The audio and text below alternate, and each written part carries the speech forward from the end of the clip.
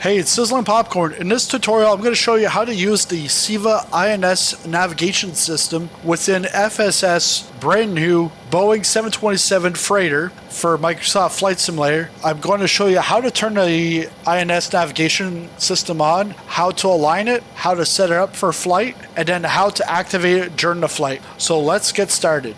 So you can see here we've got our CIVA INS system. It's currently off. If you don't want to start this before the GPU or APU power is on, or else it will be on battery and it will last maybe for about 5 minutes. If it's on battery, the red light will show. It's currently off. We're going to click there and it's going to turn the INS on. So it's on standby. So here you can see my flight plan from Halifax to Montreal. I put this through a SimBrief, and then it gave me a flight plan, and then imported into Navgraph charts. And then I've added the departure and the approach into Montreal. The departure here is very basic. The Halifax 4 departure.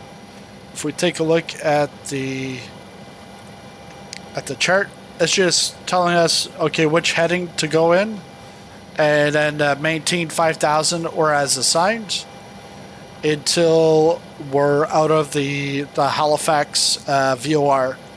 And then you can turn on. We're then going to go to Kelno. Kelno is going to be our first waypoint. Then on our way into Montreal, we'll be using the Ombre 2 arrival with the transition at Oddboss. So all of these waypoints, if we take a look at the charts here,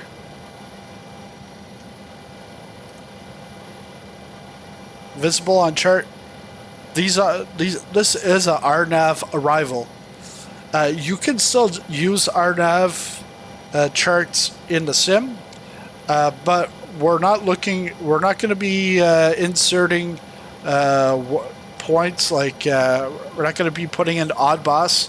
We're actually going to be putting in the coordinates for Oddboss or Ilaro, etc. So the other thing is my final arrival going into runway 06 left. You can use RNAV, Zulu, X-ray, or ILS. We want ILS because again, you don't want the RNAV. It's not made for that. So how do we enter these waypoints into the INS? Let's go do that. We're going to push that aside here. What we want to do is just below your flight, you've got your View SimBrief OFP, which is your flight plan. This, you might have it in a different configuration, but you should have a place where it gives you your flight log. So this is the flight log. These are the waypoints that we're going to be putting in. So it's the latitude and longitude of that particular spot. So before we put that into the INS, we want to align it.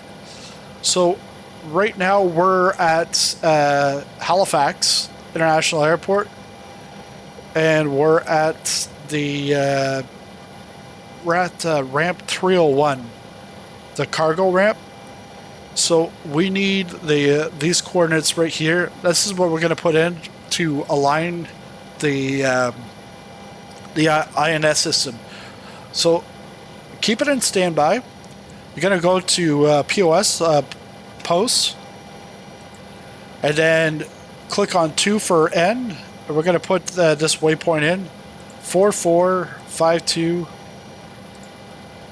0. Insert, and it's important that you press insert after every coordinate because the other it won't take the information.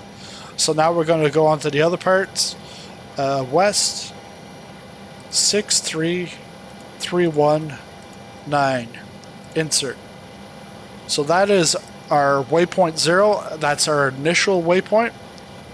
And now what we're going to do is we're going to click this, move it over to align, and then we're going to go all the way down here to the last part, desired track system. So this starts at 95, and then it's good. We're waiting for this to get down to 05. 05 will mean that it is aligned, and you'll see here the green nav ready will be on. So it's actually not, it doesn't take that long right now. They might change this in the future, but normally the further you are from the equator, the longer it takes. While when you're right on the equator, it's very quick. So right now we're at 5.5. It's saying that it's ready, but we want it to be more accurate. So we want it to get right down to 0.5. You don't want to put any waypoints while that's aligning. So we just have to wait until it gets down to 0.5. And while that's happening, let's go back to our flight plan, the OFP. And so what I've done here is I've squared off the airport just so that I know. Then our first waypoint is actually Kelno, and what I've done is numbered it. Top of climb, not worried about that. And then we've got our waypoint 2. Then you got the Boston fur and the Montreal fur. That I don't need that while I'm flying. That's just to tell me who's controlling the airspace, Boston or Montreal. And then we get into waypoint 3, 4, 5, 6, 7, 8, 9, all the way down to Ombre. But the thing is okay, so we're now aligned. So we can go back to standby. Here is your waypoints. Well, how many waypoints can you put in? Only 9, and then it goes back to 0. And 0 is the initial position. So we're going to put all of these waypoints in. What will happen is once we get up in the air and we've gone through a bunch of these waypoints, then you'll want to go in and add in the other 3 or 4. So I've put top of descent as one because that's good to know, so that it's just a reminder. Okay, it's time to descend. And then 4 is to guide me to the airport. But in our case, we're going to be taking the ILS. So ILS, we're going to flip over to the nav radios to capture the ILS approaching to Montreal. So let's go put these waypoints in. To do that, we don't go to post anymore. We go to waypoint. And so that's 1. Here, the waypoints are going to change automatically on auto. You can always flip this over to manual, and then that means you'll have to manually change. But I'll talk about that in just a moment here. So we'll get a few of them in, just so you can see the process. So N for north, then we want 4507.9, insert. And then the west, so we want 4 for west, and then 64534. And we don't have to put the 0 because it's already in. Then we flip the switch to number 2. Number 2, we're going north 4522.6, insert. And it's very important that you put the right coordinates in, because if you don't, well, it can be the difference between going to Vancouver and going to Panama City. So you could really screw things up. And it doesn't have to be that big of a screw up, but yeah, you want to make sure that it's precise. We're on to waypoint 3. North 4555.5, and then west 70508. All right, so I'll come back when all 90s are done in just a moment here. All right, there we have it. We've got all 9 waypoints in. If you want, you can always come back here and then just double check everything, make sure everything's correct. The thing is here the other 4 waypoints, those will be done in the air. What I would say, like in this case, once I get to top of descent, so number 5, that's when I would then start. I would come back. So we're now up to 5. I would come back to 1, and then here I can go north 45435, insert, and then west 7257.7, insert. So right away, brand new waypoint. And the thing is once this gets to 9, it's actually automatically going to go back to 1. It's not going to go to 0. It'll go to 1. And you can see right here, this is where it's going from, and then 2. Now, let's say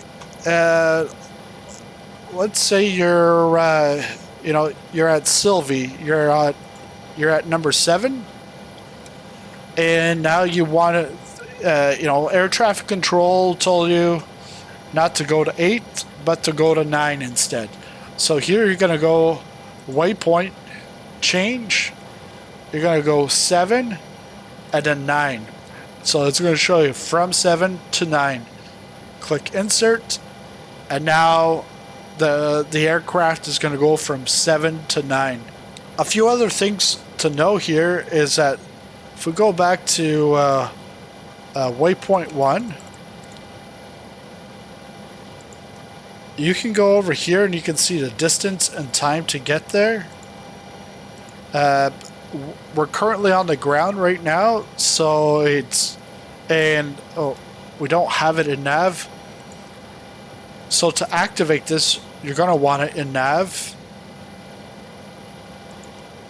But once you're up in the air, you'll actually see the distance, how many nautical miles away, and then the time to reach that waypoint. And then you can also see what the winds are. You can see your heading and decision altitude, your track, and the glide slope. So that's more so when you're looking at your ILS or looking for the glide slope on arrival. Now what we can do is we can close this up because we have everything in there. What you're going to want to make sure is on your instrument panel up here, you've got nav and GPS. You always want to have that on nav with the INS. The other thing is over here is your autopilot.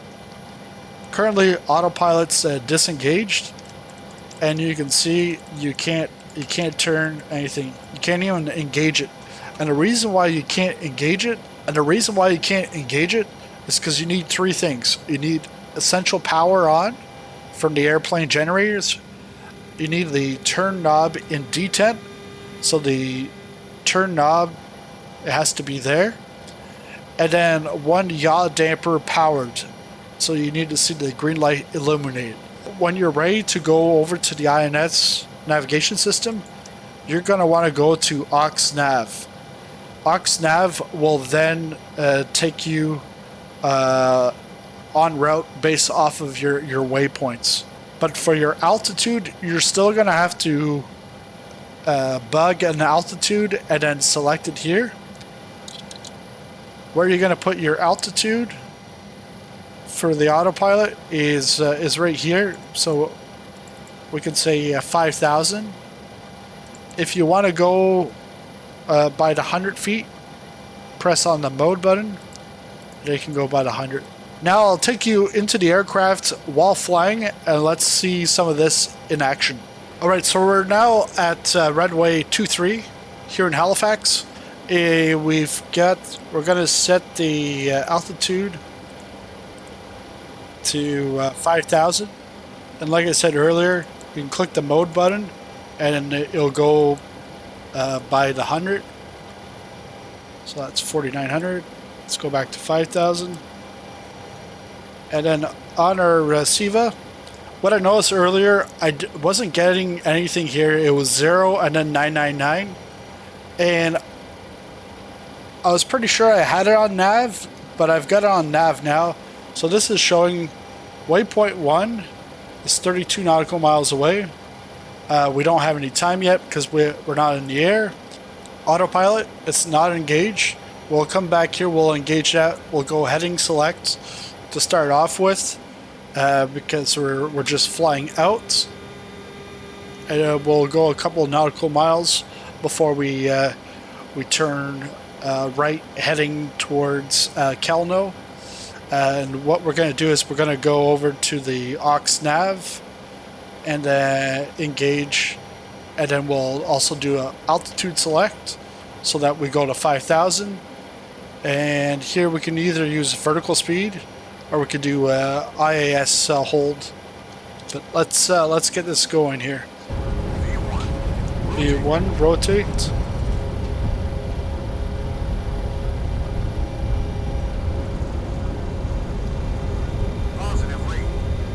Positive rate, gear up.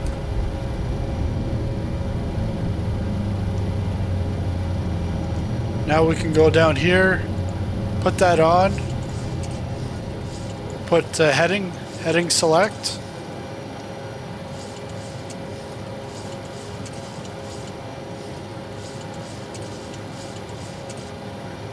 Actually, let's go over to the aux nav.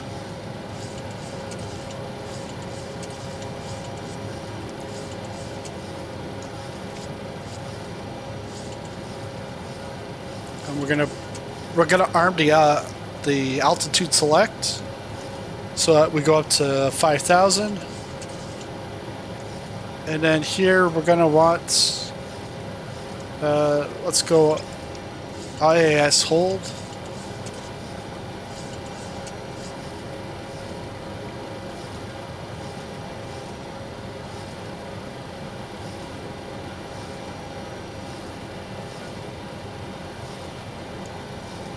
And when I went to the heading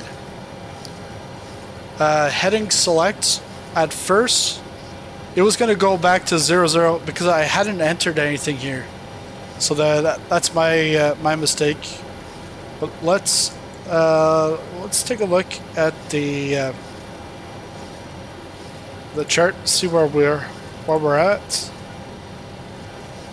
So now we're on our way to direct to Kelno. And you can see here, it's matching up. So we've got 7 minutes till Kelno, 26 nautical miles. We're at coming up to 5,000. So we're going to increase that up to we'll go to 18,000. And let's say you want to change rather than because I've got 3 waypoints in here. If we want to skip this waypoint 1 and we want to go directly to waypoint 2, we can go change waypoint, and then we can go 0 and then 2. Insert,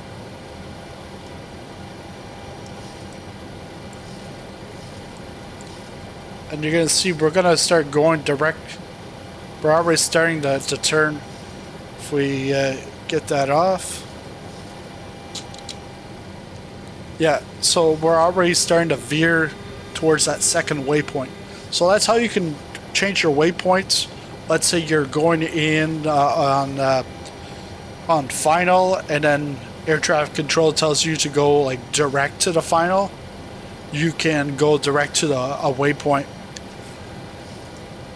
And as I said earlier, once you get to halfway through your numbers, you then want to go back in and put her on waypoint, go back to number 1, and then put in a new waypoint, and then put them up to the waypoints that you've done.